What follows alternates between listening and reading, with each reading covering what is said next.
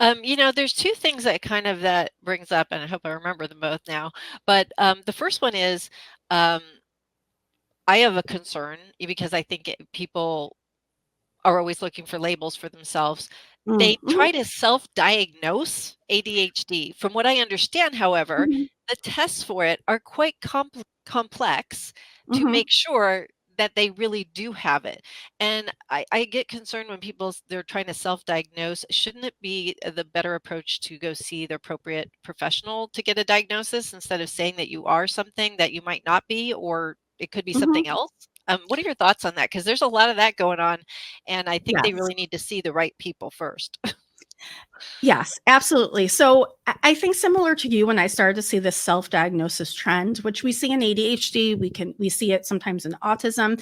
I sort of had a moment where I was like, Yeah, uh-oh, like there's a reason why there's people out there who've spent years upon years researching, studying, and they have the credentials, and let's utilize them. However, I took a step back and I started to ask clients of mine why that self-diagnosis was happening, like what they were looking for, why the diagnosis was important to them. And I found that was a really useful conversation.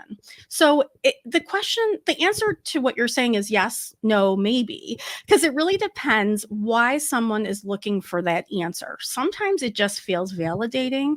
Oh, I I see. struggle. I'm an adult and I still can't get somewhere on time, even though I want to, and I'm trying and there's other people like me. Okay, great. I'm not broken. Maybe I have ADHD, maybe I don't. However, it sounds like some of these ADHD strategies may work for me. So I'm going to start, reading about ADHD time management strategies. That to me doesn't bother me. It sounds like just a direction I and see. how to get Okay. some help, right? Now, if if you're interested in working with a psychiatrist and getting maybe working with some medications and some therapies, then we really Yeah. want to make sure that we're getting that diagnosis, right. Right. Right. And there are things that can look like ADHD that aren't. So it is complicated to diagnose because there's no blood test. It's not like a quick, Right. easy diagnosis. It can sometimes be the process of elimination, getting to know a client well, and ruling out other things. So it's kind of a yes and situation.